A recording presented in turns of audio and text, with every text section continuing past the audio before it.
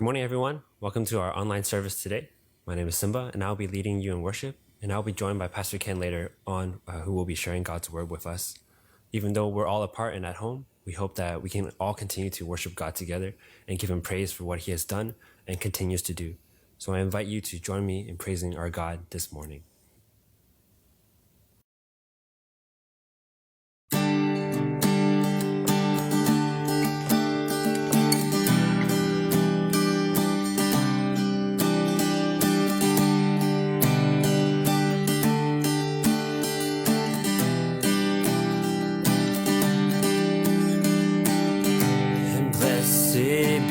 Your name, the land that is plentiful, where your streams of abundance flow.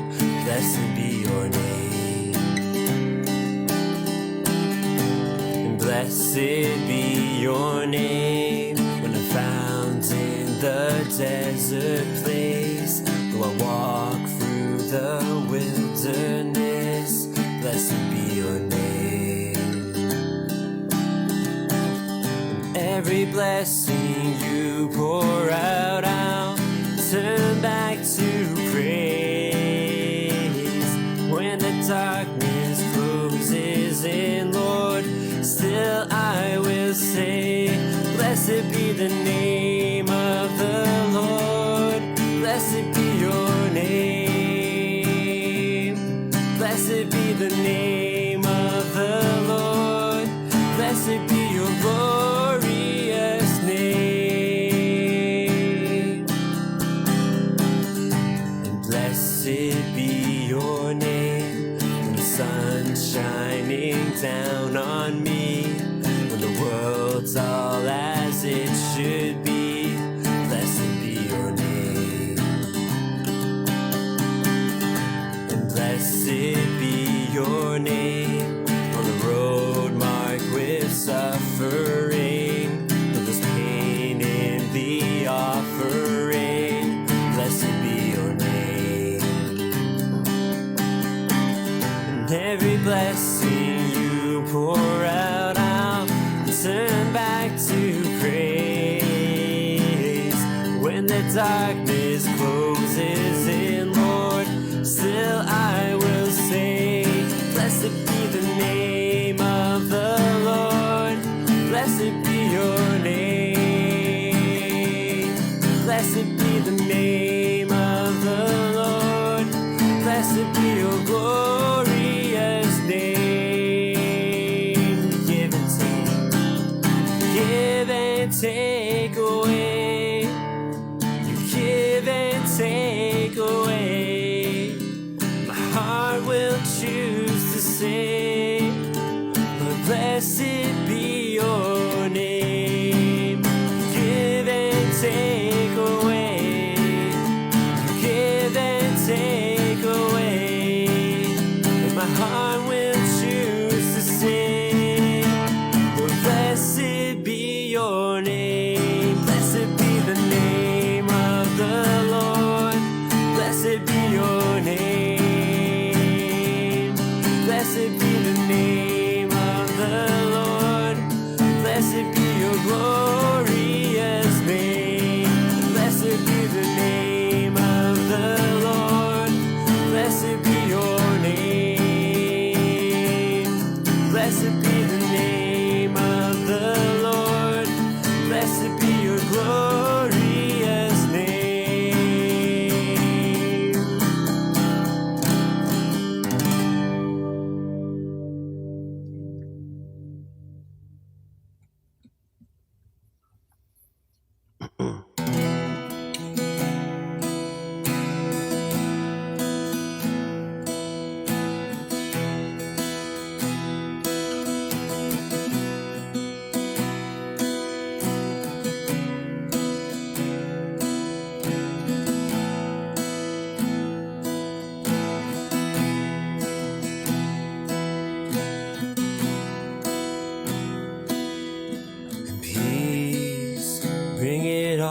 To peace, the storm surrounding me, let it break.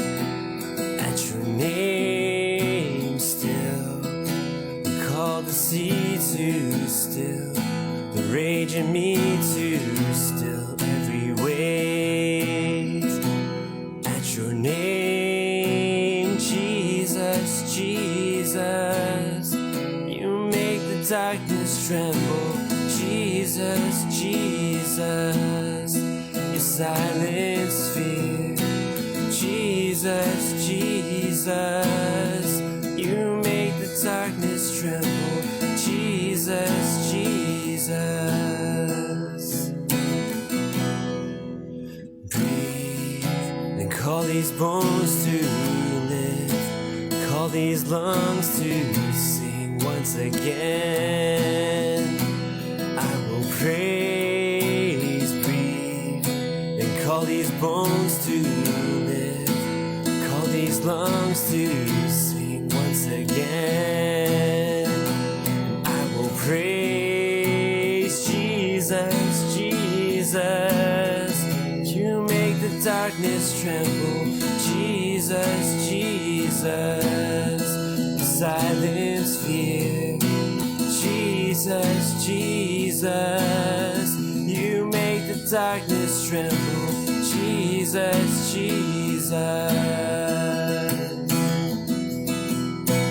Jesus, Jesus. Your name is a light that the shadows can't deny. Your name cannot be overcome. Your name is alive, forever lifted high. Your name cannot be overcome. Your name is a light that the shadows can't deny. Your name cannot be overcome. Your name is a light, forever lifted high. Your name cannot be overcome. Oh, Jesus, Jesus, you make the darkness tremble. Jesus, Jesus, silence fear. Jesus, Jesus, you make the darkness tremble. Jesus, Jesus. Jesus, Jesus.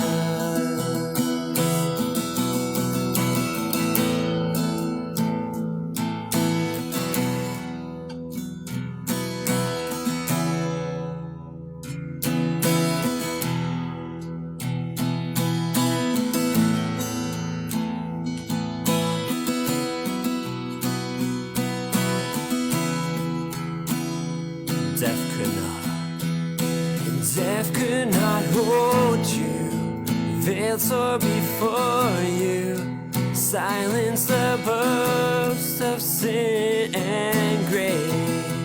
The heavens are roaring, praise of your glory, for you are raised to life again. You have no rival, you have no equal, now and forever our God reigns. Yours is the kingdom, yours is the glory, and yours is the name above all names. What a powerful name it is, what a powerful name it is, the name of Jesus Christ my King. What a powerful name it is, nothing can stand against.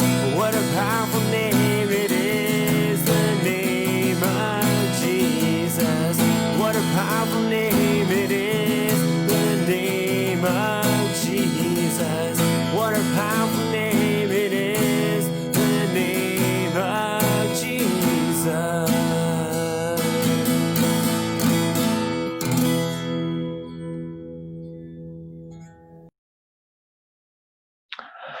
All right. Good morning, church family. Good morning, online church world.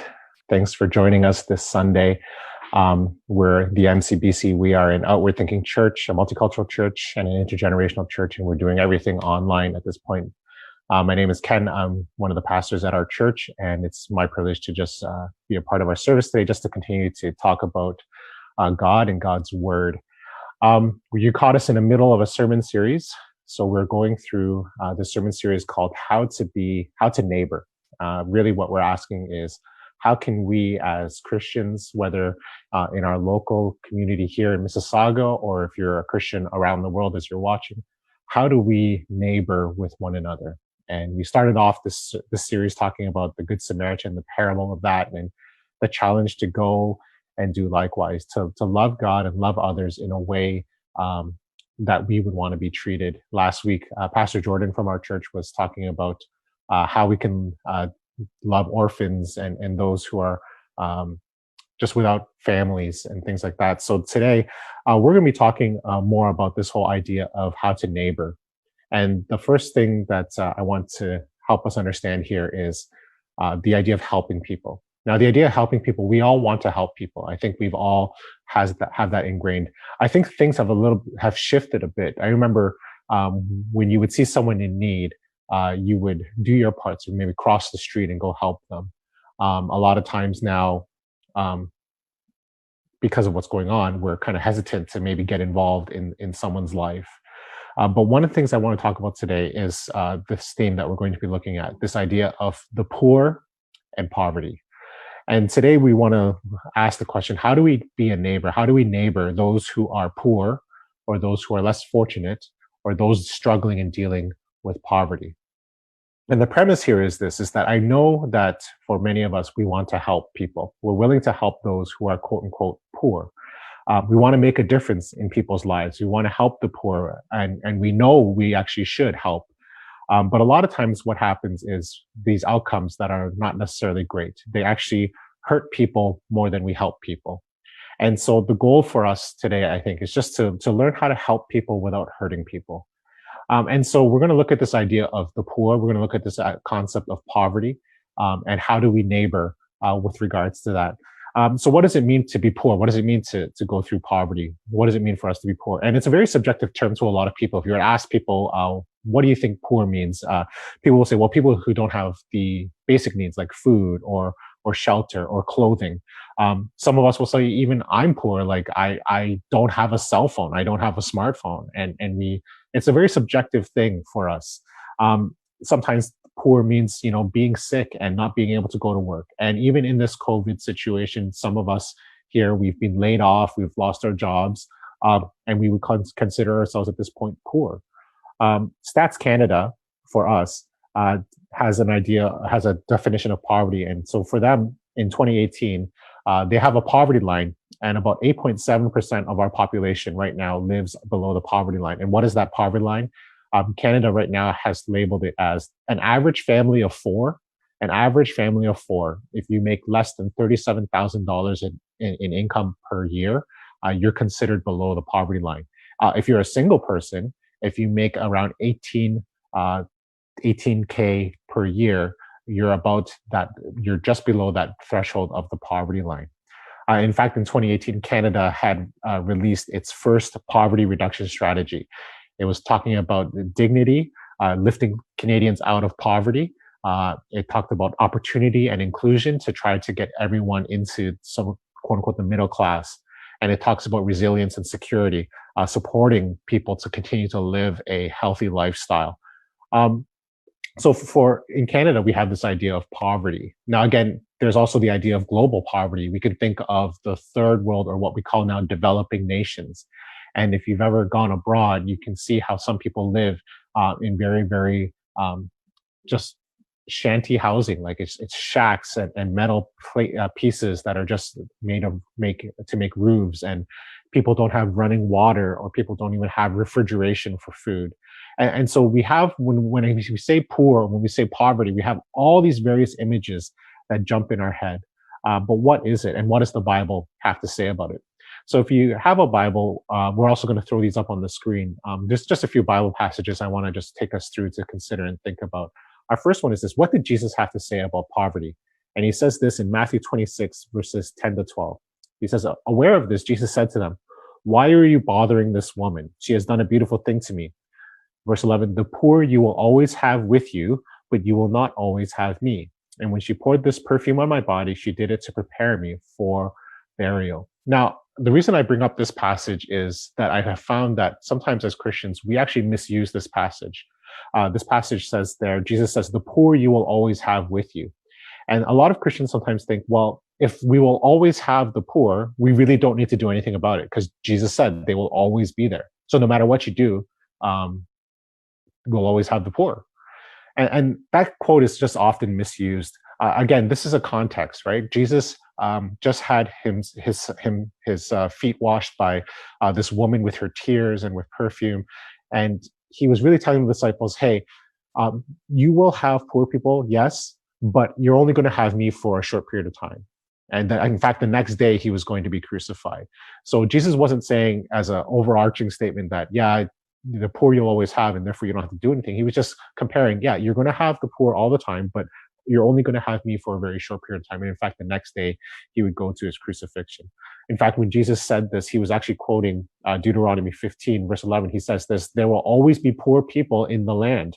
Therefore, I command you to be open-handed toward your fellow Israelites who are poor and needy in your land. And so Jesus even quoting this passage in Deuteronomy, and it's the same concept in Deuteronomy. It's just that we're commanded to protect and empower the poor.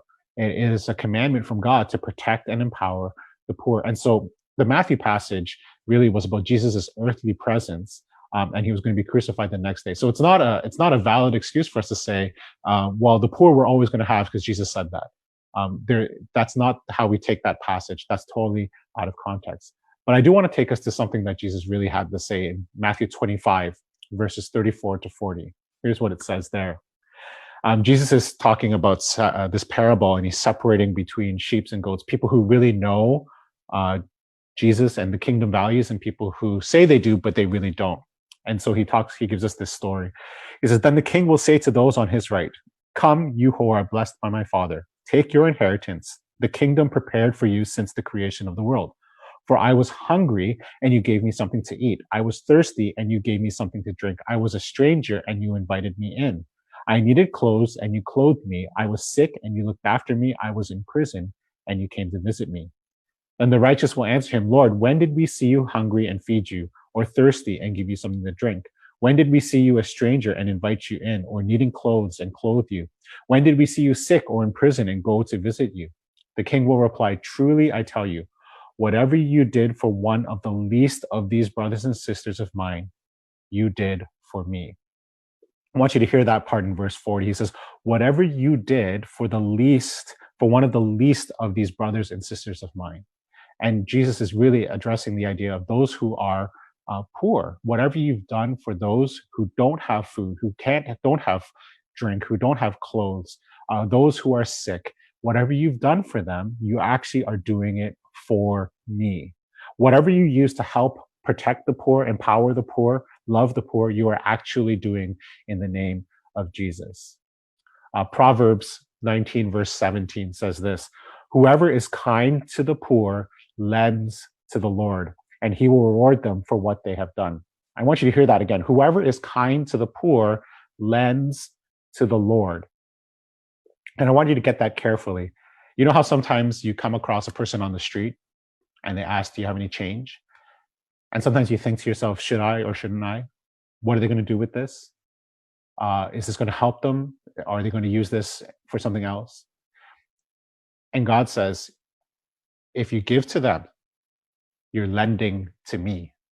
If you give to the poor, you're lending to me. If you're being kind to them, you're being kind to me. There's a jarring passage in 1 John chapter 3, verses 17 to 18. It says this, if anyone has material possessions and sees a brother or sister in need but has no pity on them, how can the love of God be in that person? Dear children, let us not love with words or speech, but with actions and in truth. This is a very, what I call an in-your-face kind of verse, and we're called to take it to heart. If you see someone in need and your heart doesn't move, you don't have any compassion, you need to question whether or not you really know the love of God. And that's how John is really addressing it. Action is then needed. And so, what are we going to do with all this? And here's what I want us to think about. We can't look at someone in need and think someone needs to do something about it. We can't look at someone in need and think somebody else needs to help with that. We can't look at somebody in need and think, oh, that's somebody else's problem. We are called by God. Anyone who calls themselves a Christian, we are called by God. It is a very special calling for the church and for God's people, for Jesus' people, that we are the ones who are supposed to alleviate suffering. We are the ones who are supposed to alleviate the suffering of the poor. We're called to protect the poor. We're called to lift up the poor. We're called to empower the poor. It is one of the unique responsibilities as a Christian. It's one of our unique responsibilities and one of our unique calls. It's that out of abundance of what God has given us, we are supposed to pay it forward to those who are in need. And so, what does it mean then for people to be poor, or what does poverty mean? Oftentimes, when we think about poor or poverty, we think about maybe someone lacking something material, right? And so we think of a lack of food, or we think of a lack of running water. And even a teenager will say a lack of having a phone, or a lack of having a car, a lack of a job, right? We always think of something material that somehow people are missing. But poor and poverty is also a mindset. It's a mindset of how we think. Because within that idea of poor and poverty, there's this deep mindset of shame, of worthlessness, a sense of being trapped. Now, I want to share with you, for me personally, this is a very important subject to me. In my early days of seminary and in my early days of training, I did a lot of work with two places in particular in Toronto. One was called the Matthew House, which was a place for refugees. And my responsibility during that time was to go to No Frills with my car and buy groceries for about 10 to 12 refugees in a home. And when I would finish shopping, I would bring my car to the front, unload the car, park my car, and then go into the house with these refugees, and we would prepare a meal together. And many times it was just listening to the stories of people who have suffered tremendous loss, or have run away from really life and death situations. And I remember vividly, there was always this picture that just said, whatever you do for the least. And it was taken from that Matthew passage. And these are people who God would put in our lives that we were supposed to love. The second one was my time at Yonge Street Mission Evergreen. And if you're watching, I don't know if you guys are watching, but I vividly remember good friends there, like Carolyn Dougal, Andrea Earl, Karen, Rob Jin, Rob Solito, who's out in Ottawa, Dwight Katanis. We were a great crew of friends who would serve underprivileged youth, street youth, youth who were 16 to 24 years old, who were living on the streets of Toronto. And the poor was something that was always important to my heart. And the question sometimes arises, where does poverty come from? Where does this idea of poor come from? And I want to say to us, it's not a choice. It's not a choice that someone says, I'm going to aspire to be poor, right? It's not a choice that we're making that we want to achieve. And I remember a vivid picture of the 30-hour famine from World Vision. And there was a video that they had played as an introduction. And it's just the idea that you're born and you have no choice in where you're born. In fact, it's a God-ordained thing as to where you're born. And for many of us who are born into this privilege of having a home and having a family that's not poor, it's a unique privilege, one that we didn't choose. And at the same time, it's not a privilege to be born in a developing nation. It wasn't a choice. You were just born there. But poverty at the end of the day, being poor at the end of the day, is all about brokenness. It's a result of brokenness. It's a result of our sin issue in the world. Now, I'm not saying that if you're poor, you're a sinner and you get what you deserve. That's not what I'm saying. The idea is that sin entered the world and broke everything. And we have poverty because sin has broken everything. It's not a punishment from God. It's a result of the fall of our humanity and the fall of the world. Within this idea of poverty, there's issues of power and control. There's issues of pride and issues of greed. And again, no one chooses poverty and no one chooses to remain in poverty, because the idea is really it's a mindset trap. We're trapped, and there's no way out. And so one of the keys for us to consider is that many of us think somehow the poor choose to be poor and the poor choose to remain poor. And we need to get that mindset out of our head and allow God to reignite an understanding of what that means. It's not someone's fault that they're poor. It's a broken humanity issue. And there are power and control issues that we need to be aware of, that we sometimes contribute to, and sometimes we also need to change. And sometimes we think, I know that some people think, especially immigrants, well, they just need to work harder. If you work hard, you'll achieve something. After all, I worked hard when I came to this country and I didn't need a handout and I made it, right? And I say again, that's another mindset trap that we need to get rid of, because that impedes us from really helping and seeing the poor with compassion the way Jesus sees them. In fact, that's pride, actually. That's pride, because thinking that everything we've ever accomplished, thinking everything that we own was based on our own work and merit, and we forget the very fact that it was through God who allowed us good health, provided us a home, provided us a job, provided us everything. And we forget to attribute that to God. But God invites us to be a part of his kingdom plan, to bring people out of their hopelessness, to bring people out of their mindset trap, and to protect and care for the poor. Because poverty, there's underlying things of self-esteem, loneliness. There's even physical poverty, like we're lacking material things, but there's also relational poverty. And we're actually going to talk about relational poverty next week. But there's also spiritual poverty, where people just are longing for something to fill a void. And that void is really a spiritual issue. And only one person can fill that in, and it's Jesus. So poverty is really all about our brokenness. And some of us need to recognize that even within our poverty, we are so ashamed to ask for help. We are so ashamed to ask for help. But at the same time, some of us are so self-absorbed that when people ask for help, we don't. Some of us are so self-absorbed that when people ask, we just don't even recognize when people ask. And honestly, some of us are also, we're too puffed up with our pride that we would rather push people down in order to make ourselves feel better. This is all part of that brokenness. And we need to look at that and deal with that. I want you to imagine the words of Jesus here when he came onto the scene, when he declared his ministry was going to start. He says in Luke chapter 4, verse 16, he went to Nazareth, and where he had been brought up. And on the Sabbath day, he went into the synagogue, as was his custom. He stood up to read, and the scroll of the prophet Isaiah was handed to him. Unrolling the scroll, he found the place where it is written, "The Spirit of the Lord is on me, because he has anointed me to proclaim good news to the poor. He has sent me to proclaim freedom for the prisoner and recovery of sight for the blind, to set the oppressed free, and to proclaim the year of the Lord's favor." And then he rolled up the scroll, gave it back to the attendant, and sat down, and everyone's eyes in the synagogue were fastened on him. He began by saying to them, "Today, this scripture is fulfilled in your hearing." When Jesus arrives, he says, I'm going to deal with this broken system, and the poor, I will have good news for them. I'm going to set people free. I'm going to fix this. I'm going to begin to fix this. And the kingdom values of God are going to start today when Jesus says this.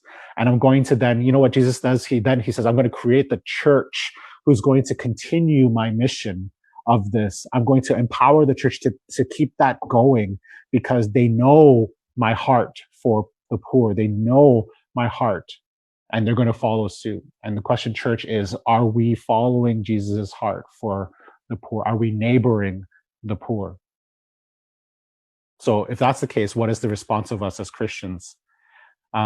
See, sometimes we think that helping the poor means just to give something to cover up what they're lacking. If I could just provide food, or if I could just provide some money. And while I'm saying that that is part of it, that's a piece of it, but it's not the complete piece. We're also called to address the mindset, to give hope to the hopeless. And the idea is this: we give people hope in God. You see, here's the problem. Sometimes we want to help, but we give in a way that hurts. So I want to challenge us to think this: give in a way that helps, not in a way that hurts. Give in a way that helps, not in a way that hurts. This year we were trying to take a team of people to Guatemala on a short-term mission, and the organization gave us this book to think for us to read through and think about how to help without hurting.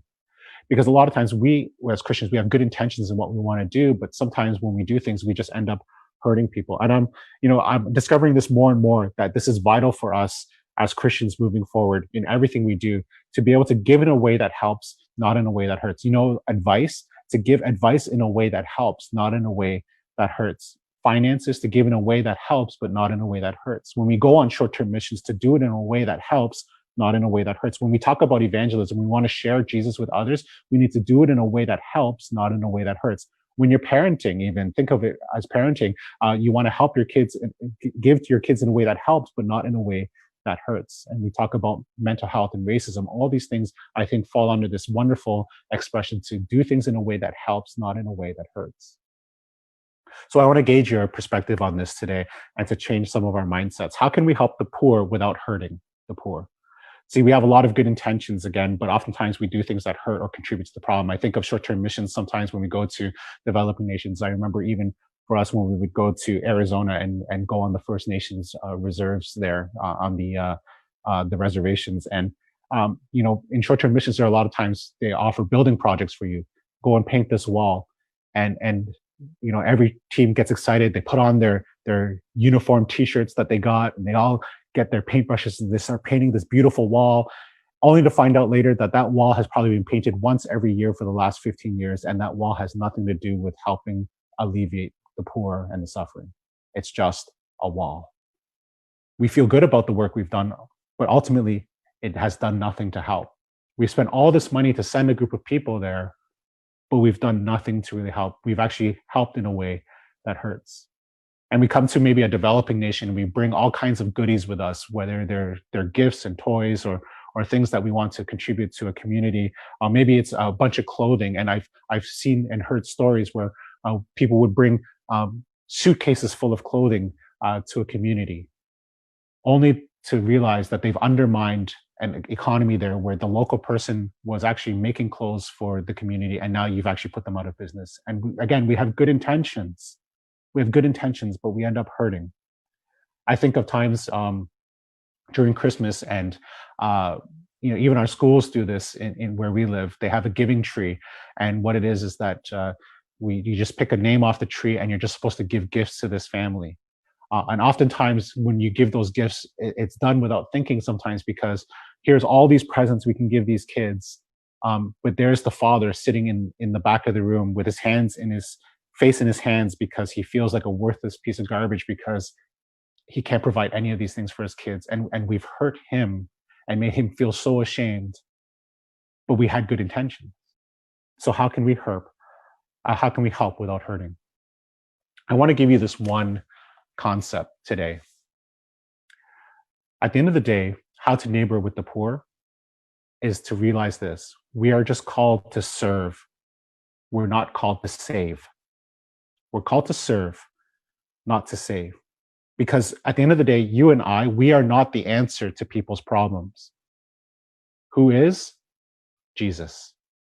We are simply the servants, and we are simply there to use what we have to love people and point them to Jesus. We need to really grasp this in everyday life. We are not the solution. You and I, we are not the solution to people's problems. You can only point them to the solution, which is Jesus himself. And again, we can come with good intentions to help people, but we subconsciously think that somehow, sometimes we do this, we subconsciously think that somehow I can save this person, or I have the answers to their problems, and I have the solution, and we just tell them, here's what you need to do. But too often, we just tell people what to do as if we were the professionals who have all the answers. But no, Jesus is the one who has all the answers, and we're simply to point people to him. Too often, we don't want to help because we don't know if our help will make a difference. It doesn't matter. We're just called to serve. Jesus makes the difference. Too often, we want results in what we did. That if we did this, then hopefully this person can turn their life around. Or if we gave this, then the person will use this wisely. Or if we demonstrate love this way, they'll become Christians. Conversions are not our responsibility. It's Jesus's doing. Jesus does the saving. We're just called to serve. To serve is just to give your best to someone else. That's what it means to be a neighbor, to just serve, to give your best to someone else. But if we think we're about saving people, we expect something in return. To serve puts us in a position to relate to people. If we're thinking we're saving people, it puts us in a position to tell people what to do. Serving keeps going even when the news has moved on. When disaster strikes, an earthquake or a tornado or a hurricane, within 5 days, the news cycle has moved on. Serving stays and continues to rebuild after everyone has moved on. Saving stops when the news stops and moves on. Serving allows us to listen to people and relate to them. Saving treats people like projects. Serving is our job. Saving is Jesus's job. See, poverty is not only about the material things, it's about the brokenness and the mindset that needs healing too. Serving is about lifting people up. Saving is about reaching down, saying that we're better than you. I remember vividly one day, there was a period of time where a lot of churches would do what's called sandwich runs in the city of Toronto.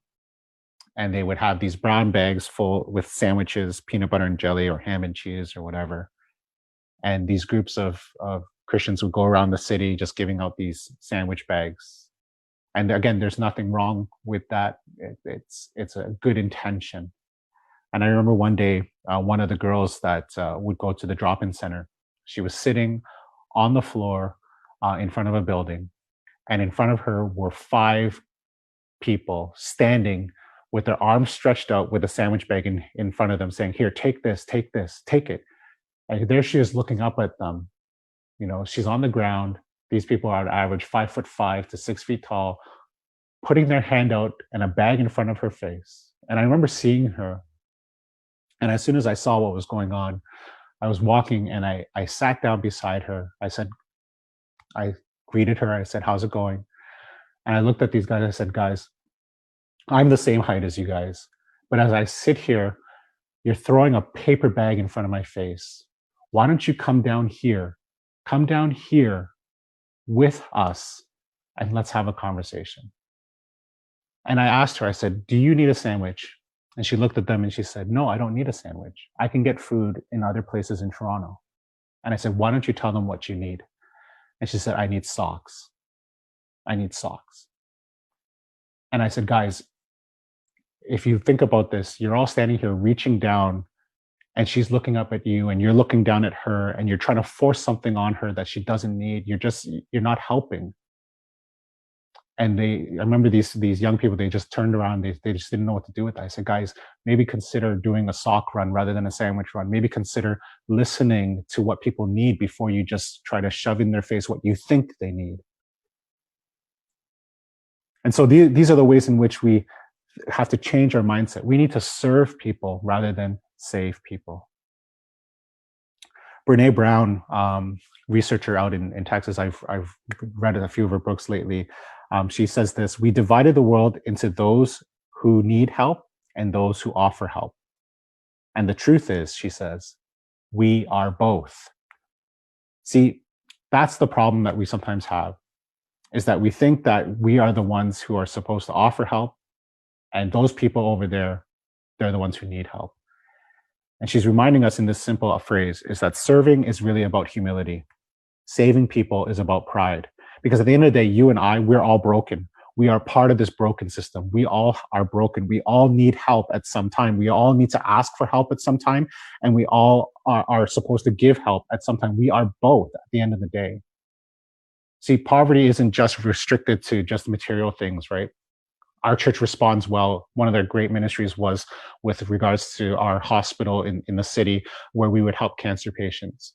Because in our church community, we did that well. When people were going through sickness, we would rally around by preparing food and preparing freezers full of food for people, right? And this is the way we said, because we all need help at some point. And we were great at that. And we would extend that out to our community. But at the same time, we all need help and we're all supposed to give help. None of us are really there to save people. I think of this when we first had kids, we didn't know what we were doing when we first had our firstborn, and we needed help. And there were so many people, all they do would just tell you what to do. All they would say is, you need to just do this, do this. We know what we're doing. You just do this, you just do this, and just do this. And we didn't know what we were doing.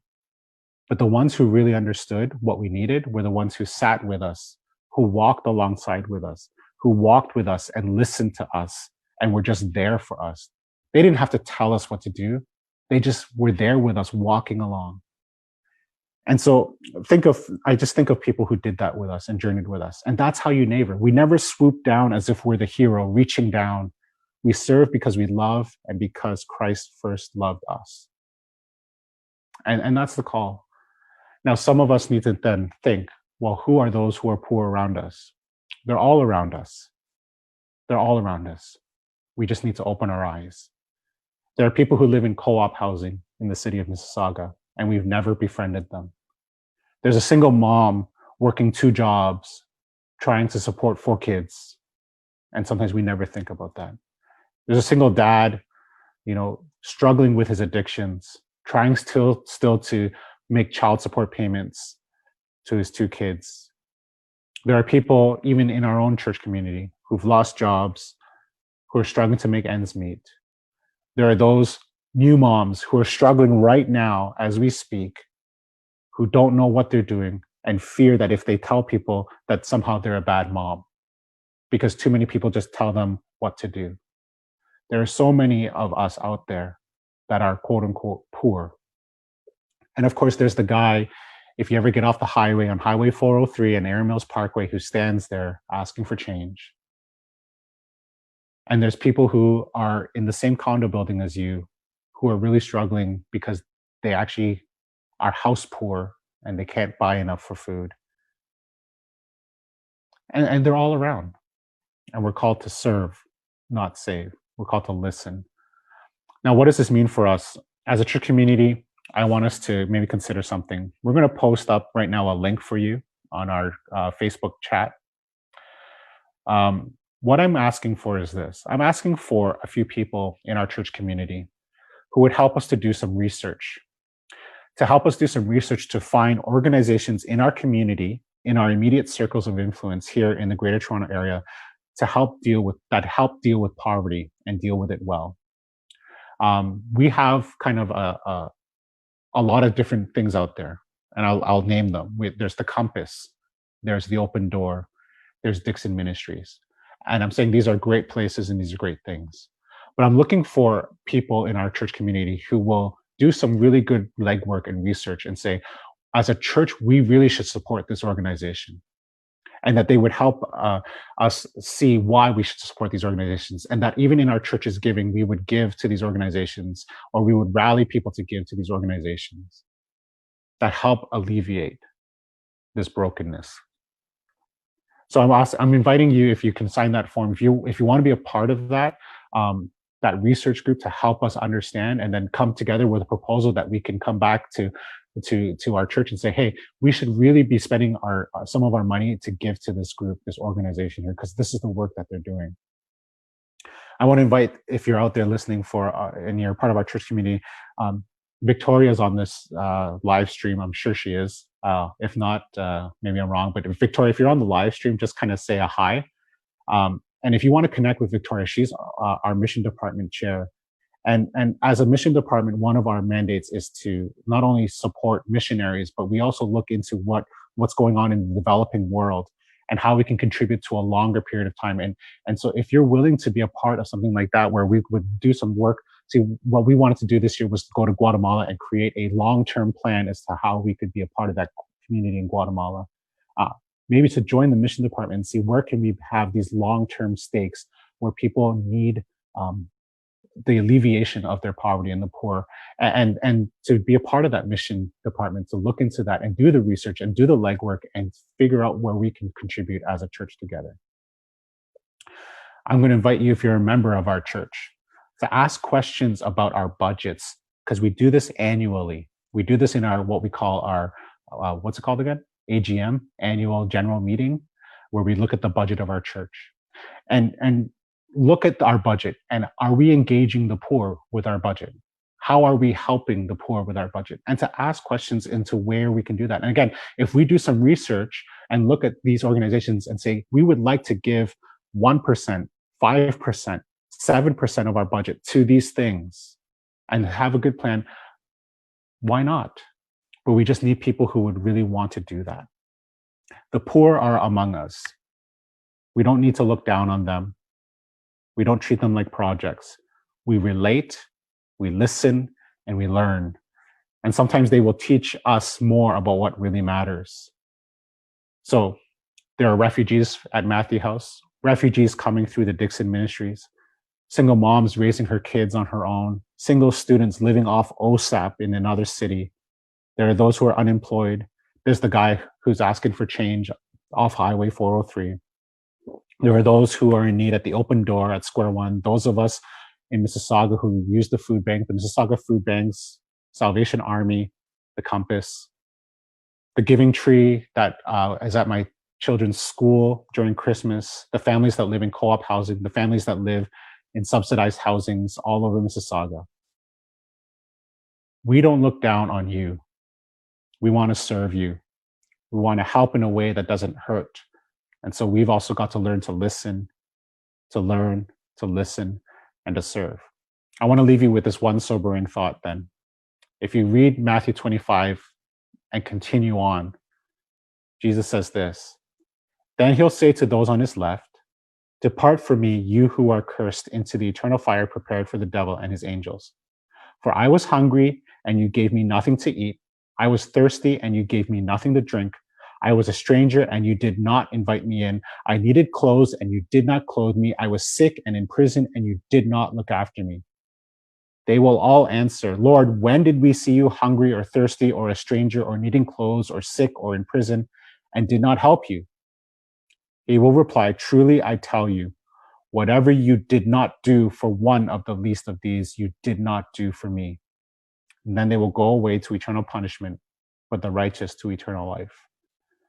See, whatever we do or do not do for one of the least of these, we do or we do not do for Jesus. Now, Jesus is not saying doing good things to the poor will earn your way to God and earn your way into heaven. He's not saying that. He's saying, but if we truly have a relationship with God, if we truly are Jesus people, if we know that we're supposed to do this, well, then he's going to say the same thing that he said with the parable of the Good Samaritan. Go and do likewise. Serve, don't save. Help without hurting. Go and do likewise. We're going to turn it back over to Simba to help us reflect on this through a song.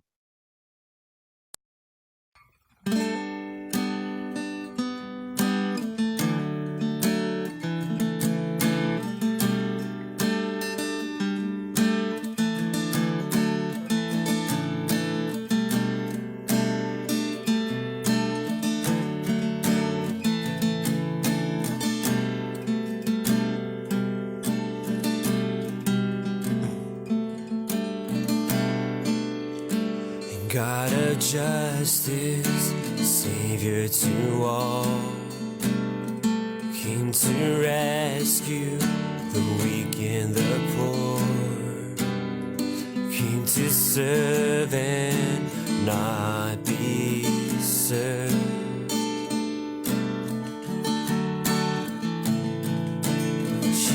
Jesus, you have called us. Freely we've received, now freely we will give. We must go, live to feed the hungry, stand beside the broken. We must go, stepping forward, keep us from just singing, move us into action. We must go.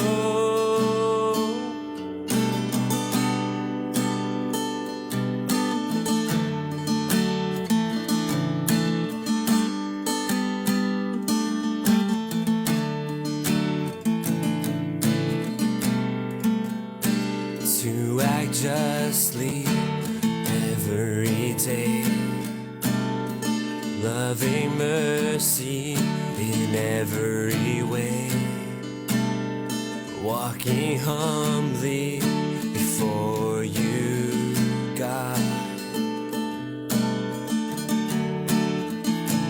You have shown us you require. Freely we've received, now freely we will give. We must go, live to feed the hungry, stand beside the broken. We must go, stepping forward, keep us from just singing, move us into action. We must go.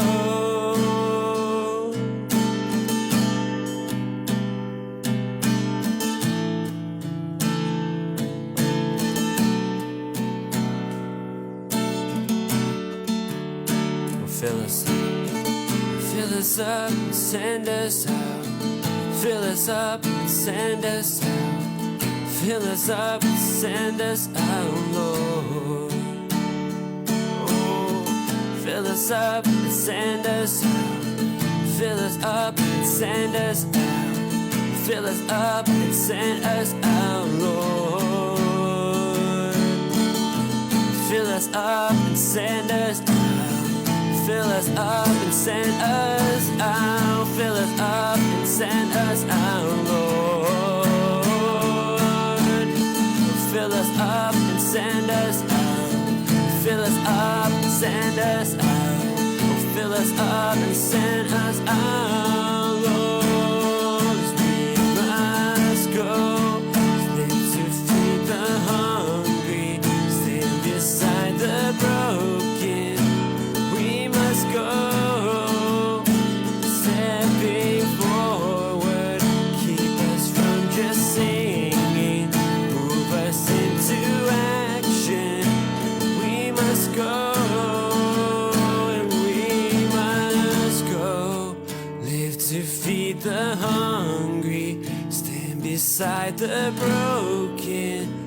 We must go, stepping forward, keep us from just singing, move us into action. We must go, we must go.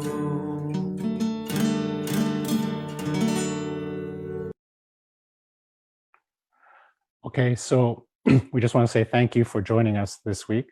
We hope that that message challenges you and encourages you at the same time. I just want to let you know of a couple of things that are coming down the line for us. Again, we are trying to work at steps on how to reopen our church. Next Sunday, we're actually going to have a survey for you to consider so that we would have good data and understanding of where people are at.